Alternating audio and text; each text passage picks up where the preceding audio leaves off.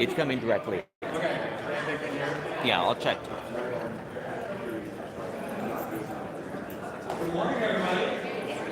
Good morning. What's going on? We're still waiting for a couple of stragglers to come in. Let's see how I do this. Luckily, there's sound people in the room. You can figure it out. No? No?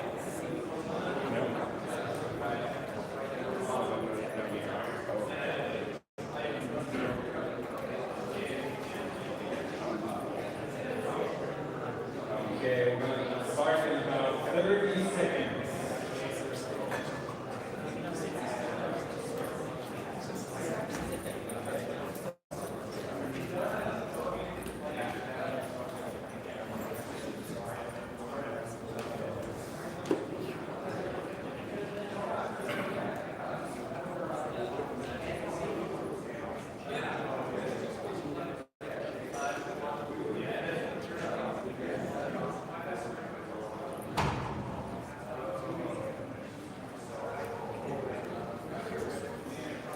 Okay, everyone, good morning and welcome to the keynote of this year's CGDC called Finding a Calling in the Entertainment Industry. Or the art of trusting God. Okay, if you ask yourself who I am, why Chris and T5, any words of wisdom and encouragement to pass on to all of you, that makes two of us. All joking aside, I really appreciated that we started off with prayer, because I certainly needed, and in all honesty, I am really humbled by the fact that I will get to speak to you all today. I genuinely hope and I pray that God will use the next 45 minutes to encourage you on your journey through my personal story in some shape or form. Okay, my name is Alex, or Magnus, Lehman, and I am the head of the creative department at Riot Games, which includes all the artists and writers and audio folks and creative directors. So all in all, about 630 writers at Riot. At work, I go by the middle name of Magnus because we had way too many Alexes and it was hard to identify one from another. And my actual middle name is Magnus, as the taxi driver of my parents' honeymoon in Iceland. And so this is likely the slide that you would expect at a game development conference, big title name, but there's so much more to me than just a name or a title. You might have already noticed that I'm a lover of all things coffee. I actually do drink 3 cappuccinos a day, and you can ask me if that works out. If I'm 80, it's still around. I was born and raised in Germany before I met my American wife, and I left Germany at the age of 27. Later, I was more a terrible German joke, and since I was born in the north where we don't wear these, this is some beautiful irony in this picture. I am happily married to my wife Sarah. I'm the dad of 3 kids, Julia, Christopher, and Noah, and just recently moved to Franklin, Colorado, for Broncos. Yes, I'm a recent cat owner. As of 2 weeks ago, I had no idea I would have this slide in the deck. As we have a lot of mice around the fields. And hey, I'm a dog owner because dogs rule. Right on. Yeah! I love video games for as long as I can remember. To this day, if I have an hour at the end of the day, you will see me play a game, not watch Netflix or a life. I don't have time for that. I don't know. I still find it fascinating. I don't get tired of playing new titles or be playing good ones like Uncharted 4 or PS5. More importantly, though, since I can remember, I'm a follower of Jesus, a fellow brother in Christ, called by grace a child of God, and in the end, I'm just a redeemed sinner trying to live a life worthy of God's call. Right on. So, now that you know a little bit more about me, what are we talking about? Well, I hope by sharing my personal life story, I can inspire and encourage you on your personal walk, both as a Christian and as a game developer. And this hopefully is true whether you're working on Christian games or whether you're simply just a Christian working in games. Because if you're here today, something attracts you to games, whether it's playing them, making them, or Today I will try to talk about three main points. The first one is working heartily as for the Lord, trusting God every step of the way, and to be the salt of the light. You know, in my case, I had a dream. I knew very early in my life that I wanted to become an engineer. See, when I was 12, I decided I wanted to work in movies. Specifically, Star Wars really inspired me to become an X-Wing fighter pilot for movies one day. I mean, I wanted to become a professional space pilot just for movies. And then I learned the hard truth that those spaceships aren't a real thing. You can fly around, but they're only models made of plastic and glue, and so I spent a bunch of time with Revell model kits and the like. But I also specifically loved Disney movies as a kid, so when I was 15, I wrote them a letter asking how I could become an animator one day, and they even wrote me back. But before I kindled my dream, I had a few obstacles to overcome. See, the biggest problem was I was really bad at drawing, and it turns out that Disney was really into drawing their characters. And more importantly, though, I thought that God doesn't approve of my life plan. Like many Christians, I thought the only way for me to work for God is to become a missionary and move to a faraway country, live a harsh life of persecution, and have no roof over my head ever. You see, I already loved playing video games and working with a computer, or I even loved surfing dial-up internet on AOL. And I was told by all my Christian friends and by my teachers that all of this is the work of the devil, and nothing a Christian kid should be playing around. And of course, games like Doom and Hexen didn't help that perception. So at around 12 or 13, I prayed a very sincere prayer that God would lead me to what He believes is right for me. His will be done, not mine. And I knew this meant I might have to give up on my personal dreams. Childlike faith is actually very special. At that time, I was on vacation on an island in the Northern Sea. I had brought my game gear along, and I was convinced that by sincerely and earnestly giving God my life, the game gear would immediately go up in flames right next to me. Well, I might have guessed this, that's not what happened. Like many others, and maybe some of you today, I always thought that one day God would want me to be a missionary. Growing up in the church, that was the most logical way of how I could serve God. And while I wanted to please God to the best of my ability, this honestly scared me. If I was honest, I did not want to move to the Middle East, to Africa, or to India. I just could not get excited with that thought. See, I was fundamentally misunderstanding how uniquely and wonderfully God has created each and every one of us. Here I was, this kid that had an American flag in my room at the age of 8, for no apparent reason to my parents, that loved video games and movies, that geeked out about computers, that was turned off by how many Christian products were lacking professional touch. Seriously, getting a good t-shirt with a professional print was almost impossible when I grew up. Most of my friends wore self-print shirts with a veiled Bible verse written with a sharp mark. And I was longing for the day where kids like myself could buy a cool t-shirt with a great design on it, showcasing my faith. There's only one Christian comic book I could get my hands on. Genuinely, that wasn't very interesting. And VeggieTales had not made it yet to German shores. Now this kid, I mean me, was struggling with the idea of becoming a missionary in a faraway country one day, because that wasn't what God has made me to become one day. God had put all these interests and talents into me for a reason, not to take the job of someone I wasn't supposed to be. Peter 4:10 says, each of you should use whatever gifts you have received to serve others as faithful stewards of God's grace in its various forms. And so, God answered me in what I believe is a big way. At the age of 13, I was at a big Christian youth conference in Germany.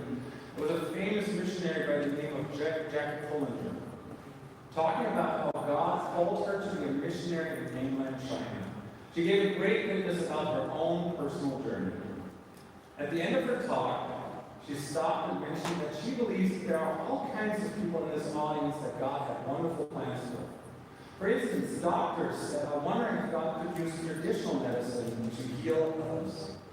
And then she specifically said she believes that there are at least 2 or 3 people in the audience, about 5,000 teenagers, that wanted to use the computer to work for Jesus, and that God encouraged us to do that. Now, you have to understand this. This was in 1991. As I said, almost all Christians I had talked to had a very negative view of computers at that time and of the internet. My heart was pounding. I genuinely felt like God had spoken directly. You know, I believe that God gives us talents and passions for a reason. If you hate cooking, I doubt He wants you to become the world's greatest chef. And vice versa, if you love something and you're good at it, chances are that God has a great plan in mind in using it. For example, these are 3 NFL quarterbacks, all who have won a Super Bowl in the last 10 years. All of them used their passion for football to openly talk about Jesus Christ. So if someone is really into sport, I wouldn't be surprised to find that God will use that for His glory. And I'm not trying to bend Bible verses here to make a point that they are not making, but the Bible is talking a lot about how God has a great plan for us and that there is no coincidence. I really believe that God doesn't make mistakes when He creates us, that He shapes the circumstances that shape us. So in my case, He made a kid from Germany with specific genetic makeup, wishes and desires that would love video games, computer animation, America, the English language, and leading teams, and hey, couldn't wait for self-driving cars 25 years ago at the age of 19. My fears of having to do something that I genuinely wouldn't love or be good at were unwarranted, as He indeed had a wonderful plan. After feeling that I could pursue a career that would involve computers in some shape or form, my plan was now made up, and it was actually quite simple. Study to become a good animator, work really hard to become good enough so you could finally land a job at Disney.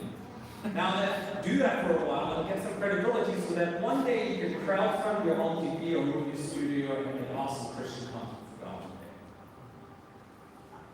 So I knew I could use the computer to serve God one day. That was great. Since you remember, I was really bad at drawing, right? You see, this particular sequence has a lot of significance to me. At the age of 15, I was in a movie theater watching The Lion King. Whoa, sorry. Sorry, I was watching The Lion King. And in this scene, I immediately noticed that the wildebeest are not drawn by hand, but instead animated using a computer. And that was before 3D movies like Toy Story came out.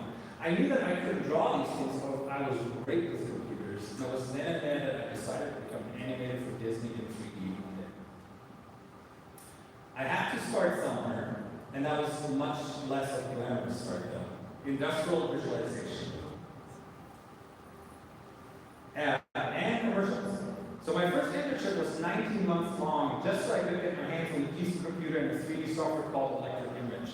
Its only claim to fame was the pod racer sequence in Star Wars 1. You can look that up. Let's just say I modeled, rigged, and rendered a lot of car parts. I'm sorry. Which brings me to my first point. Work hardly, ask for the Lord. Colossians 3:23 says, and whatever you do, work hardly as for the Lord and not for men. And this verse holds a lot of meaning to me. We oftentimes think of the apostles as these wise men, walking the earth, preaching the word. But let's not forget, Andrew, Peter, James, and John, they worked as fishermen. Paul supported himself as a tent maker, and Jesus was a carpenter. They often had normal jobs next to preaching the gospel. So this verse became my creed. Even if I didn't work for a church or as a missionary, I would work heartily as for the Lord. Yes, even when working for a secular, commercial, or movie, or video game company, I would work as if for the Lord and not for men. In my 19-month internship, I got paid a total of $3,000 over these 19 months, which adds up to roughly 80 cents per day. And we did 12-hour days regularly. But my main payment was learning the software, getting into a rhythm, and getting experience.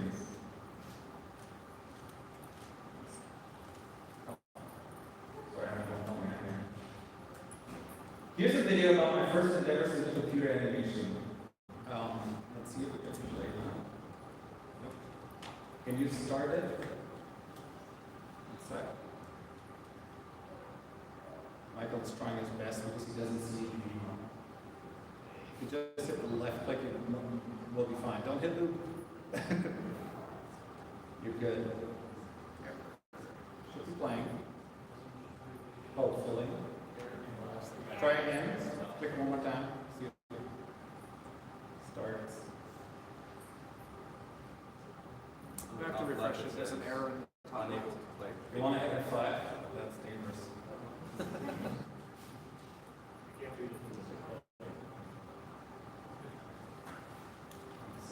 see if we can help Michael out for a second.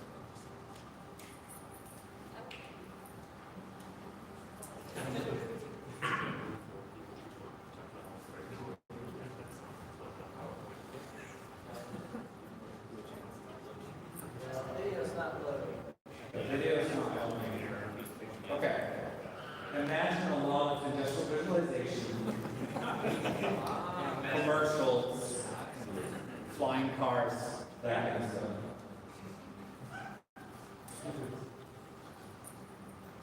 Okay, let's see if we can go to the next slide.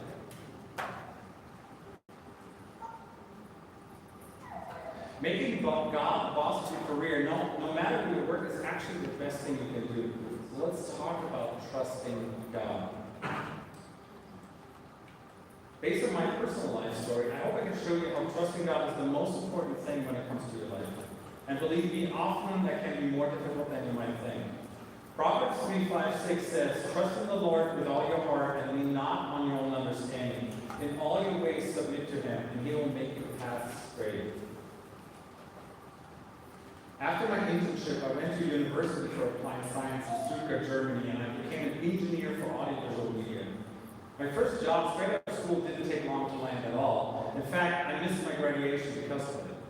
I went to a small studio to work on a commercial for DHL, but it was canceled the day I arrived. The producer of the company apologized profusely and asked instead if I'd be willing to work on another spot with them. He was very sorry it was for Disney. On a Brother Bear Easter special. Knowing that God had my career in His hands, I wasn't even half surprised, and I gladly accepted the job. These 2 weeks became 3 years in commercials, but soon enough I realized that as a generalist 3D artist, I wasn't good enough to be picked up by a major US studio. I had to go back to school, and while working 40-hour days, I studied at an animation school called Animation Mentor. After moving to the US and getting married, my wife and I started praying about landing the first job in the US. Starting out our family, we both knew that prayer needed to be at the center of our life choices and deliberately invited God to speak into our lives. Remember my plan? Well, I was really on my way here. I had worked on a reputable company in Germany. I had created commercials, and my wife and I had moved to the US, the center of all entertainment. I had just finished my animation degree, and my reel looked decent. Of course, I was hoping that Disney would be just a call away, right? But we prayed that your will, God, not ours be done.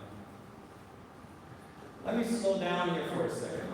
If you mean these words, your will be done, would you agree that this is a dangerous, a scary, and sometimes a very courageous prayer?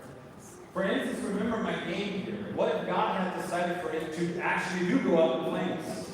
What if He wanted my plans to look very different from my rosy Disney-colored glasses? What if He wanted us to go to another country again? Sometimes it feels easier to pray when there's little to lose, but we're talking about life choices here. And while I agree it's scary and courageous to pray this prayer sincerely, for a moment, what does the alternative look like? Not praying. Don't we all believe that His will is best for us even if it doesn't align with our dream? Wouldn't it be wise to pray this prayer like regularly, when we're down and out, but also when we're at the top of our game? And yet, if you truly pray this prayer, let me tell you as a fellow brother that God will answer. To me, it is the ultimate trust exercise, one that to this day gives me this, okay, here we go again feeling.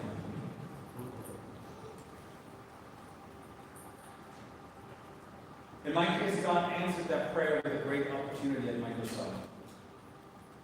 I got to work on a game called Code, which teaches kids how to code. It's free for schools and students, and it's still being used around the world as far as I know. If you have a young kid interested in making games, I can only recommend it, actually.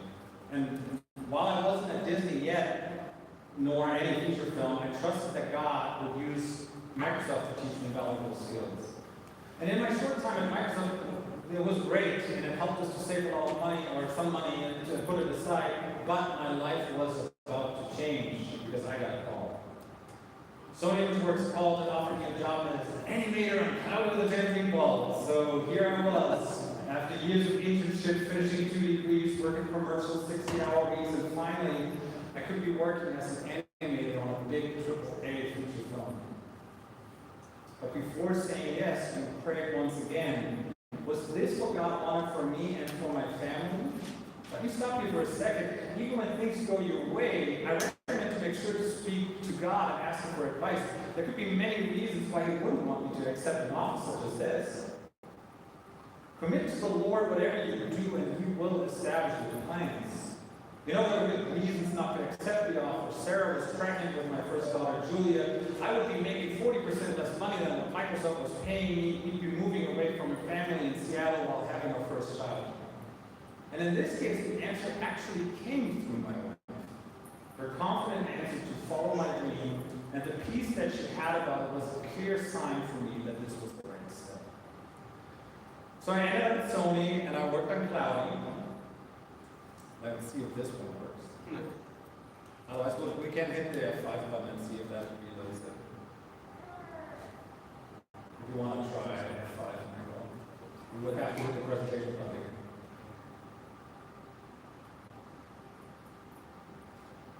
We're on slide 49.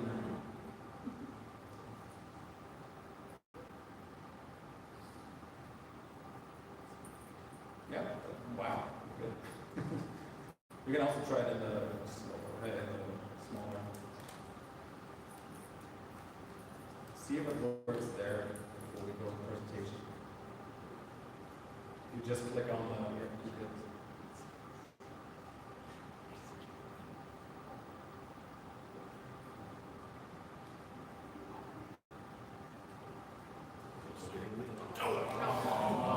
Sorry, Internet. I'll send them out later. Some fun shots. I can show you on the laptop. So I ended up working on Sony, and I worked on Cloudy. Yep, you were on the slideshow. You did. Perfect. By the way, this is masterful work because literally the mouse cursor is actually small. I guess we got from there. I ended up Sony working on Cloudy. I truly had a blast, and I loved every day working there. Okay, happy end, right? Not happily ever after, that's it, right? Nope. Why not? Everything was up to the right? After 6 months of living my dream, the movie was done, and we all got laid off.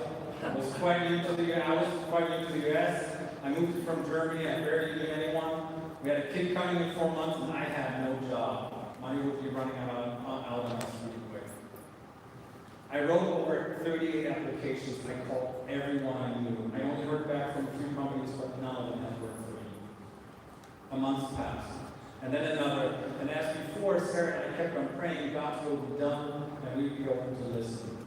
Even though my reel was decent, the movie a success, and I had years of experience, we waited for almost 3 months, and our unemployment insurance was about to die. We even discussed the option to give up and just move back to our parents' house. But we trusted God. If it meant moving back or even changing career, it was all on the table as my career was in His hands and not in mine.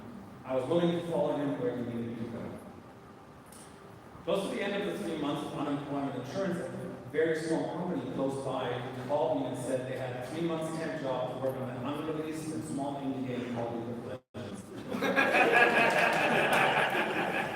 The company had 37 people at that time. I have to admit, I was not excited about this.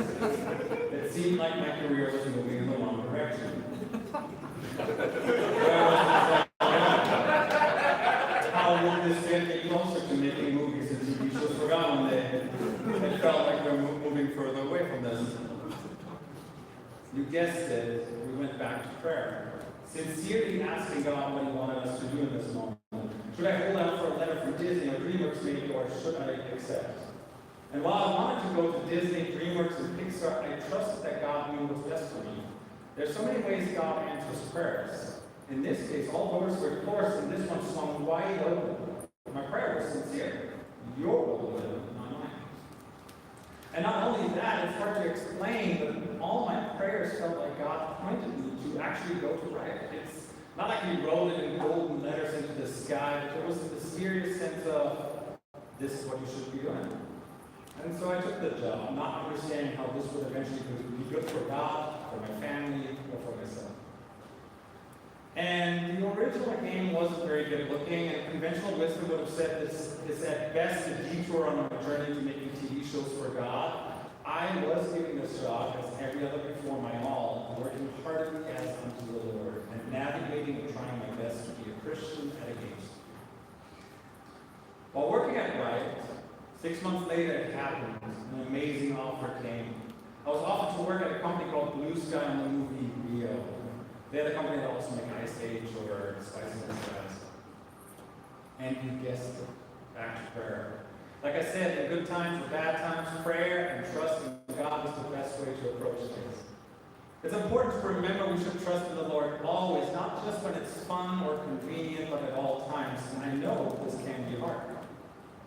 Because the answer was no. I had mentioned there in many ways God answers prayer. Neither myself or my wife had a good feeling going to New York and joining the company. The offer was so tempting and sweet. It would have been one step closer to my original Disney plan. But we both knew it wasn't the right step, and we felt we should stay at Riot instead. Mind you, Riot was not a big success at this point. The game had barely launched. Saying no to Blue Sky was a weird, out-of-body type of experience. It was my childhood dream and also my way of doing something meaningful for God, and I felt like I was saying no to them. And yet, I was trusting that God had a great plan for me, for my life, and for my family, even when we felt that I had to turn down this amazing company. So like I said, I stayed at Riot, and I became a game developer, not knowing where this ultimately would lead. Picture an amazing animation reel, right? Here are a few of these animations I did for a game called League of Legends. In your head, they look way better than they actually do. Especially with all the hours we've already sunk into the game. Exactly. If you played Garen, Katarina, Diana, 50 champions, you saw my record. Here's this. What? The Moss Injustice. Or if you saw Baron. Here's a silly one for a monster called Baron in our game that never made it into the game. I couldn't resist making it, and I'm so sad I cannot show it to you. It's Baron singing na na na, and his head. And his head. Oh, please try it. Just let's see if this one works because it's 400 kilobytes. Of course, we can't ever ship that, but it was just too good. Okay, I'll show everyone that wants to sit on my laptop. Like I said, God had a great plan, a plan far better than what I could have foreseen for myself. League of Legends became really big, and I learned a lot, much more than I could have ever imagined. In case you don't know League, it became 100 million players big. In fact, it became the biggest esports in the world. There's a video here. In 2018, the World Finals racked up almost 99.8 million viewers in this town. And you can compare that to the NFL Super Bowl at 100.7 million viewers in 2019 for a sport that's only 10 years old. Riot has grown from 37 people when I started to over 2,000 and is now up to 22 countries. League is the world's biggest esports game at its currently, and I could have never foreseen the success of this game would have. Next to League, I worked on an undisclosed R&D project, and I spent another 3 years as the in-game art director of Legends of Runeterra.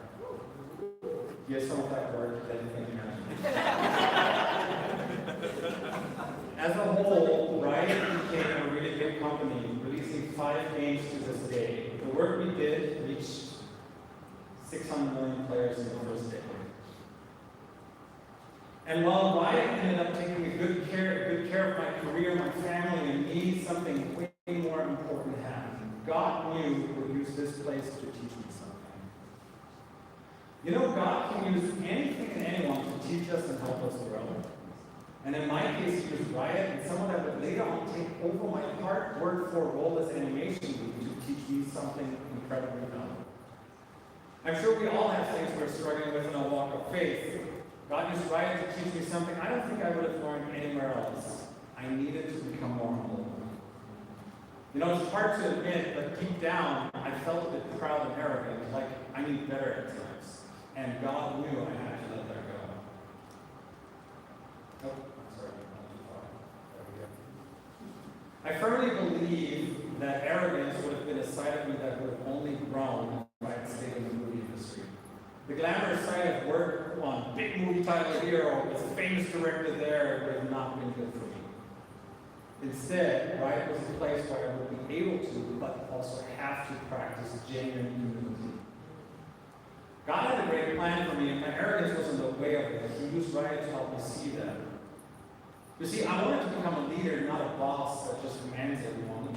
Bosses are put in charge to command, but leaders are chosen. And for that, we need to be a humble servant leader that leads by example. So at Riot, I had to learn to become more humble each and every day. Over 2 years, I had built a team, and some saw that I believed I knew better, and they didn't want to follow me. While I was already promoted to animation lead, I ended up taking a voluntary demotion to senior animator and learned from the ground up what it means to lead and to serve people and create healthy teams. Remember when I said work heartily unto the Lord? Here was a new senior animator coming in from another team and telling me that I was falling short to serve my team. I knew that meant that he would take over my role.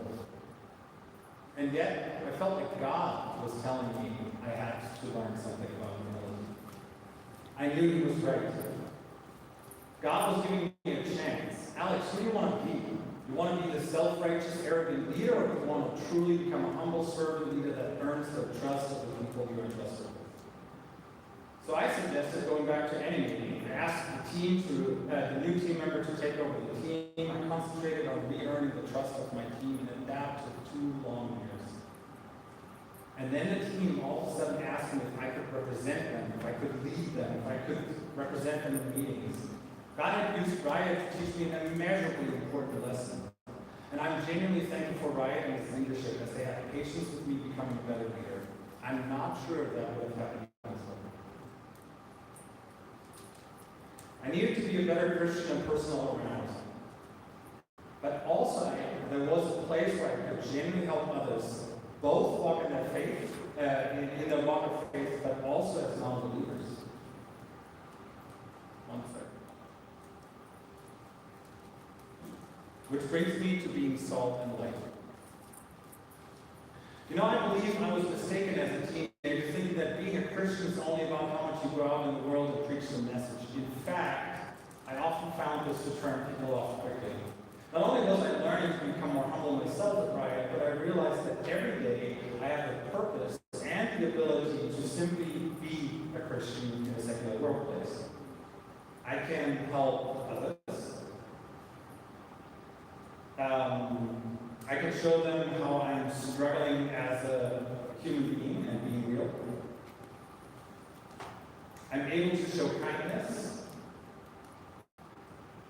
I can encourage others when they're going through tough times. And yes, on occasion, I can pray for them if they let me and want me to. I was being allowed to form Riot's Christians at Riot Games Group, which has now 50 members today, a Bible study and a prayer group. In my time at Riot, I was able to speak into the lives of both Christians fallen away or burned, as well as non-believers struggling with everyday life.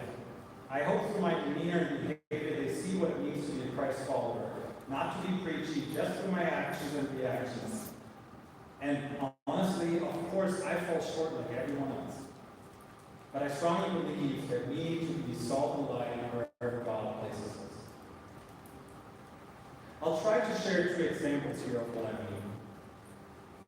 Early on at Riot, when I shared with another Riot that I was a Christian, he said he doesn't like them. They all talk, they're no game. I asked him what that meant. And he said when he was attending UCLA, every week there was a group of Christians passing out leaflets and asking him whether he wanted to join Bible study. He said if they had asked one time in those 4 years if he wanted to feed the hungry with them, he would have joined them.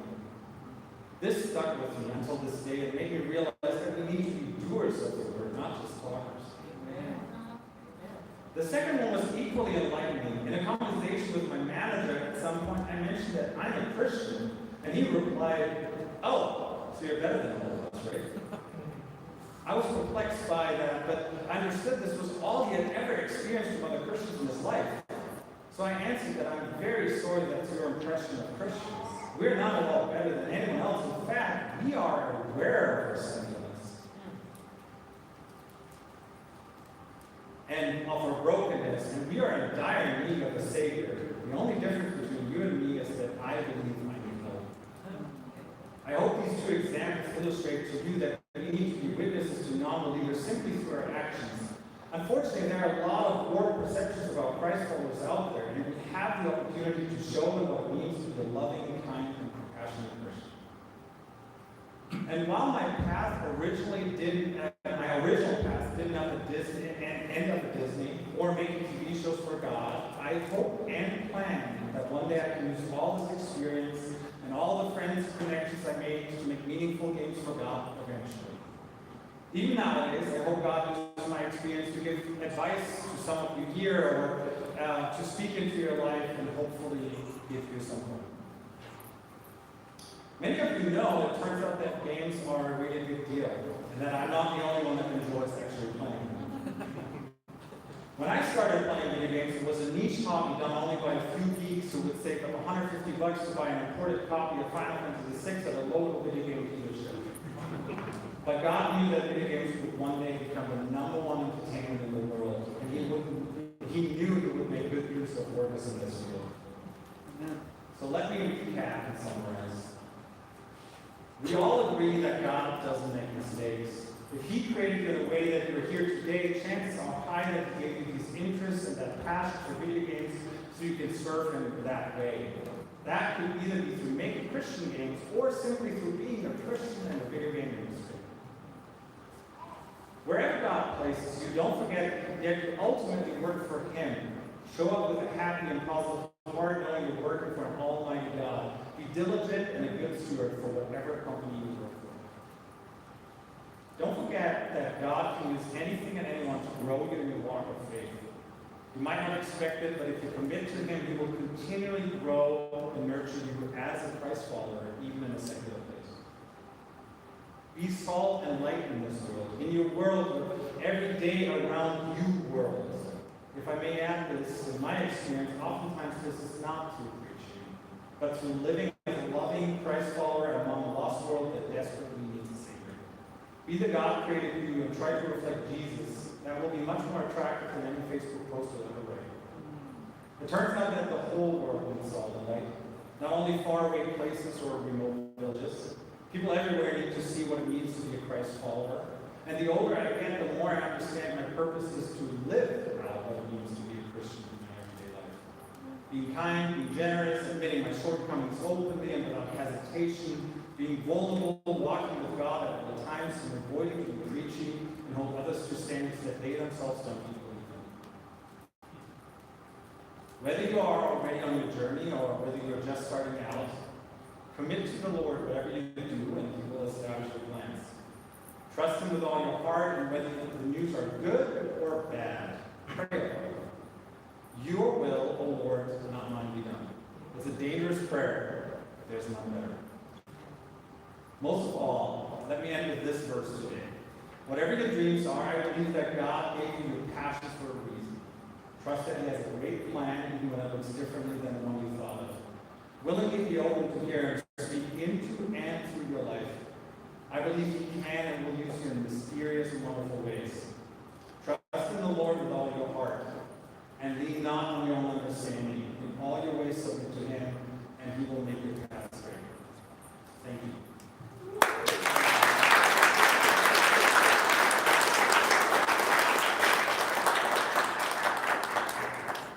So I left some time at the end for just Q&A. I wish I could show some of the videos, but we'll figure that out later. But if anyone here in the audience or on the stream, we have to figure out how we do that on the stream. But if anyone has any questions, I'm happy to answer to the best of my ability. You said you went to prayer so often, and you also said that you had almost a supernatural sense that God had answered a prayer in a specific way. What are some more practical ways where we can all understand God's will for decision making? Because obviously, if it aligns with His Word, right? But what other ways did you see in those dire moments? Yeah, and I'll just repeat the question for the screen. Yeah. What are ways we can see God answering prayer and telling us which direction we should be going out of the many gazillion? Yes. I think if I had the perfect answer to that then we would go like, oh, that's exactly how we should pray, and this is exactly where we should look for the answer, because God is not a computer where you want to hit a button and just get it written and go whatever. Yeah. I hope in my story I showed that there were three completely different ways of answering prayer at three completely different times. Yeah.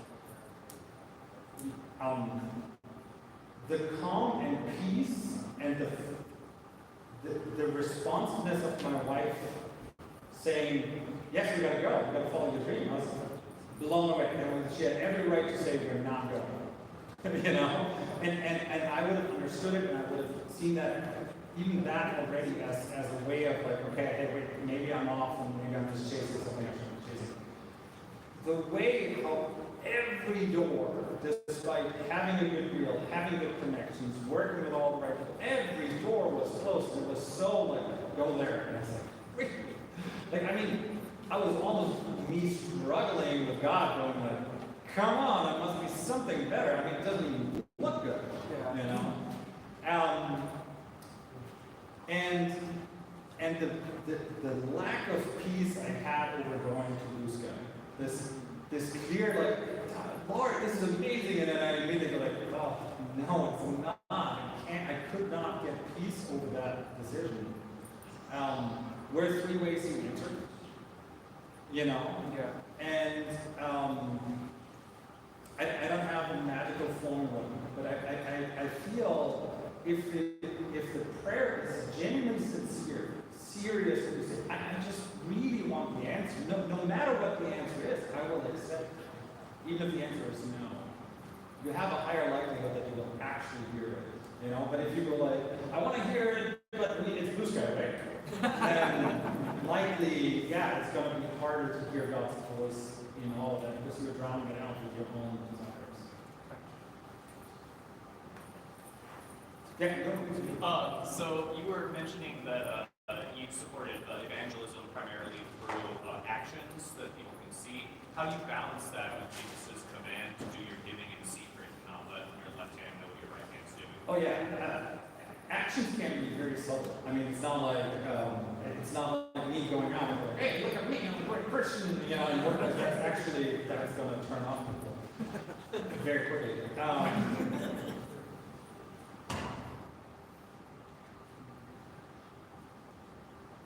Without oversharing, we have three wonderful, amazing, beautiful kids.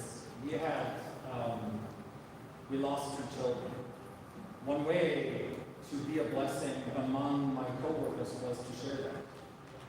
And to let them see how we handle a situation like that differently than others. And of course I don't walk around and go like, hey, we lost kids. These situations come up, someone is struggling, and you go, what's happening? And you go, I think we're losing our baby. And you go, you know what, I went through that. And you show through just, that's why I get back to just being a Christian in a non-Christian place.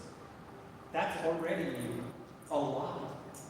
And sometimes it's more, depending on the situation. So, I told someone, hey, I'm a Christian. They go, oh, I'm a Christian too, but I don't really do that anymore. And that is a very different conversation. It's like, hey, what happened? Now we're talking very openly. Like, I go, like, hey, how did you fall away? And why is that happening? All the way to, I have a guy that never was a Christian and was like, I think they're all talk and no game. And I was like, oh man, that's, again, different conversation, right? To answer your question about how openly we should be doing something, I think that heavily depends on the situation. One of the best writers I've ever met has a nonprofit, and once a month they go out there and they feed the hungry and they fix wheelchairs, not a Christian organization. that is so convicting, like, that I go like, wait, I should be doing this, you know? And so my job, then it's literally more open, show up and actually do the work. You can't do that in secret. If it's wheelchairs or painting houses, it's very open. But if the Christian group at Riot Games doesn't show up there, then something is wrong. In the video game industry, especially with bigger companies, there's, it seems more and more like there are events and actions that certain individuals do that, that are absolutely horrible.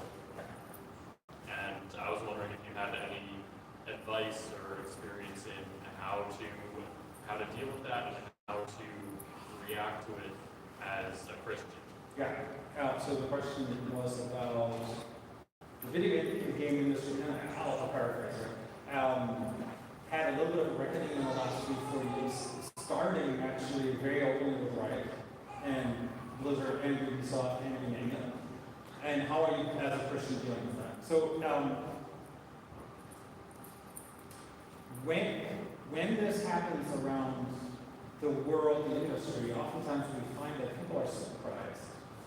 I don't think as Christians we're surprised. We know this is a sinful world that where sin is taking over and horrible things happen.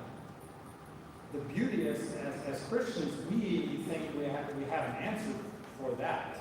Forgiveness, Jesus, redemption, a way out to become a better person than fix that. When sin is ravaging anywhere, that's exactly where you need the workers. And you don't need them, again, super preachy. You just go like, what can I do to help? When I was offered the role for head of creative to follow the theme, there was a lot of prayer. Sure, I accept that. And God's answer was clearly, you can help. And sometimes it's just listening to someone, it's having a conversation, sharing how I have dealt with this in the past. Depending on what I know, where the background is from, I might even be very bold and ask, can I pray for it?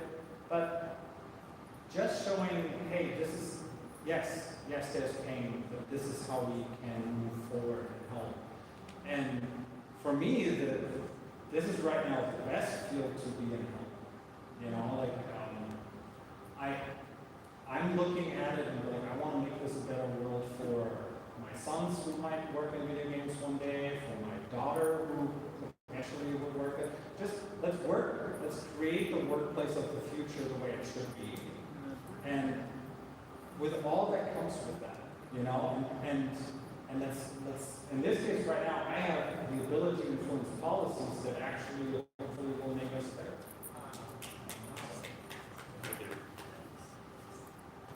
Just really quick, I have an update from the tech booth over here. We think we have an idea on the video issue. Okay. And so maybe when we get a couple minutes, you can come on back and help us fix some things, and then maybe we can show some of the videos. Sure, let's try that. So go ahead with the question. So I work at a secular game company, and I feel like their goals and culture is like moving away from like the Lord, and I kind of struggle in terms of just figuring out like, can I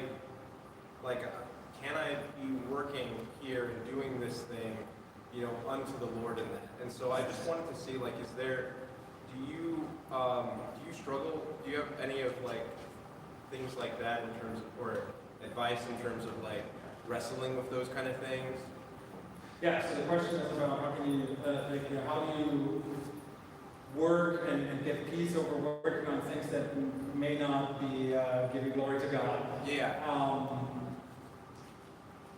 So I'll be very honest, there are things that I turned down to work on.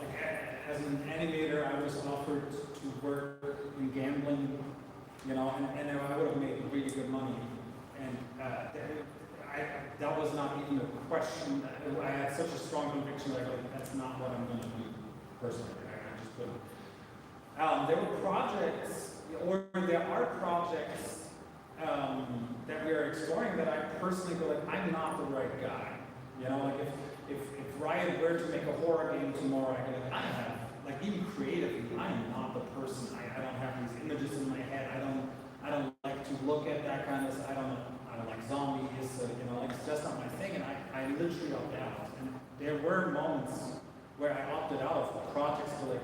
I don't even sometimes preventively where like, I just don't know where it's going. Don't put me on that project. That's why I'm the guy that sits in a meeting and says like, we need a white fluffy creature running around hauling this, and then that's how we come up with Poro or something, because I like Disney, right?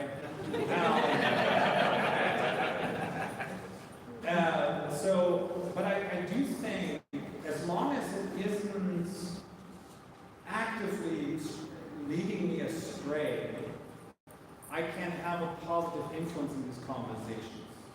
So for instance, some of the art we're showing is very revealing. I can help give a viewpoint of that might not be the standard viewpoint in the room. When we are talking about which we really should mentor, like I want diverse teams and diverse opinions. I mean, underrepresented minorities, gender diversity. I want all of that. Genuinely want all of that. One of them is diversity of opinion, and the one is that if you make a design and you write 666 and a pentagram in there, I go like, hey, by the way, I might be the only one in this room, but that is off-putting for me. I don't want to ship that.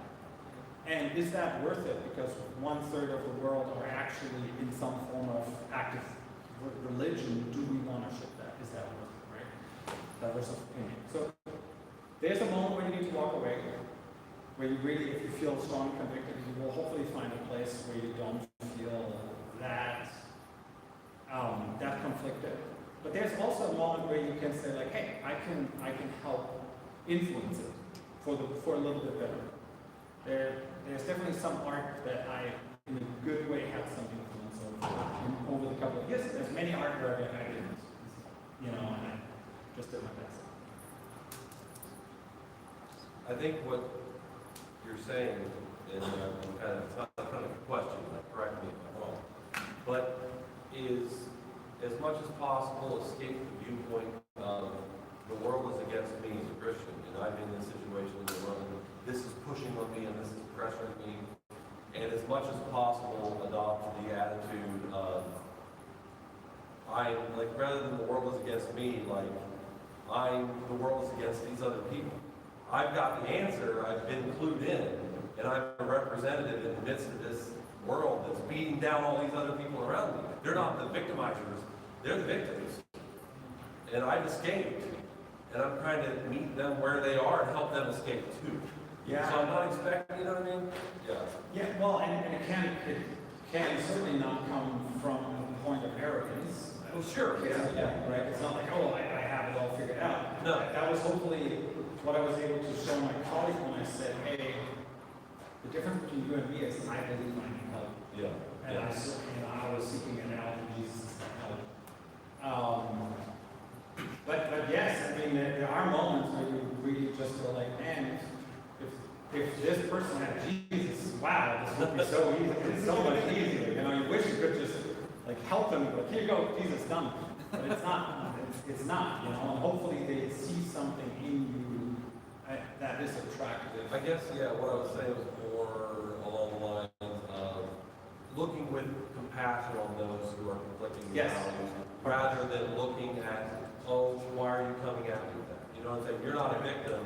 You're in the middle of people who need God in some way. Not that you're the delivery vessel. You might just be praying for them. But the point is, they're the ones that need compassion, not, you're resisting them. You know what I mean? Yeah. Hi, my name's Jim. I'm 64 years old, and I've never worked in the games industry at all. I'm a semi-retired day trader. But I'm recently started designing a game. Yes. And I came here looking for a way to I don't know what to do with it. I mean, if I do it as a board game, I can more or less do that myself, but as a computer game, I can't. Yeah. And I came here looking for a venue where I can share and figure out what's the next step with this thing. Yeah. So I'm hoping that you may let me share what I've come up with you, maybe later or something. Are you open to that sort of thing? Sure. Yeah. I'm going to be here all day. sitting somewhere here, so feel free to seek me out and let's talk about phenomena and their advances, either on the big screen or on the little screen. I'm happy to talk about anything and have their conversations. I don't have a magical pill to approve projects or something like that, but I can give my advice. By the way, in general, the fact that games exist still blows my mind. The difficulty of making a game and creatively, technically, from getting 20 people to agree on something and making something together.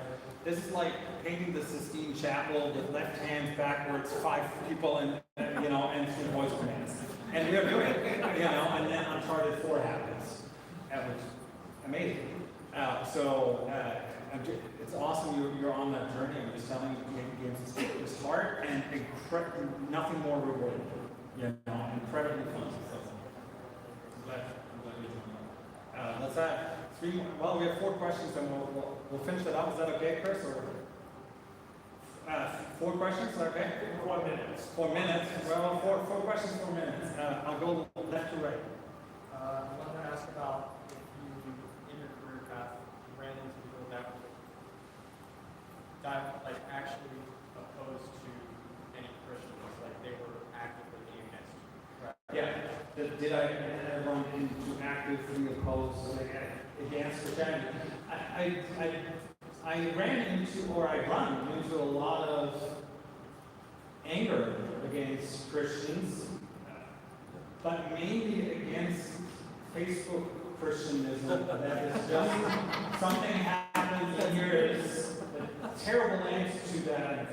And you're like, yeah, I would be against that too, because that's not how Jesus did it. He didn't run into a room, shout at a smart verse, and then ran out.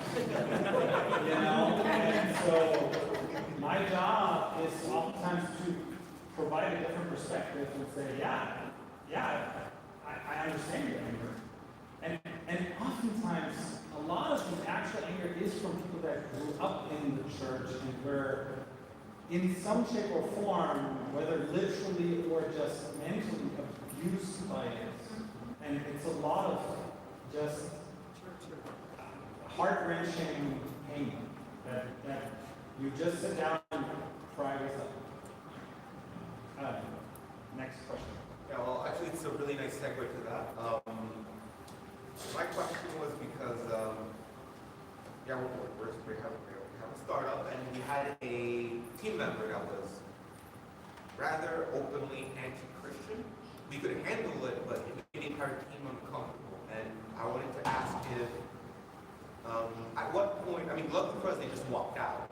We didn't have to kick them out, but at what point does forgiveness, and at what point do you need to pull the plug? You have to deal with a situation like that. Okay, when we have to walk away from the situation. I think a question like that is actually very specific to the situation. And I can talk to you about in general how, about decision making and whatnot, because a lot of the things that give you good product sense, good creative sense, also are working very much in the spiritual world.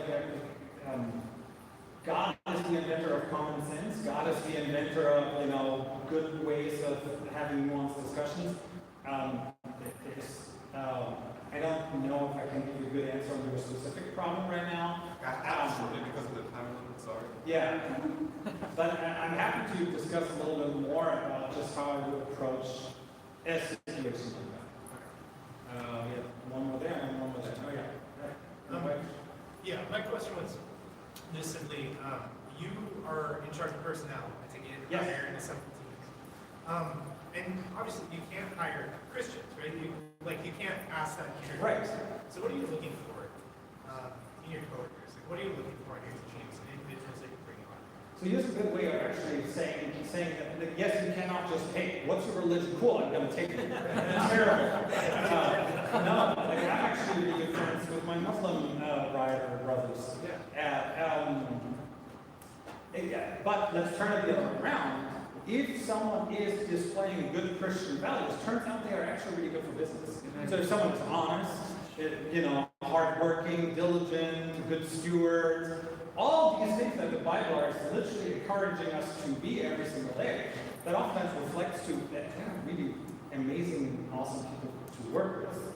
And sometimes I find people that I work with, and I find out 2 years later they're Christians. I'm like, oh, yeah, okay, you and I have the same basis, but you find that, by the way, also non-Christians. I find amazing, wonderful non-Christian values. Last question, because I'm taking away from Aiden's time. I can ask you off stage. Okay, off stage. Hey, thank you all so much. I'm going to be here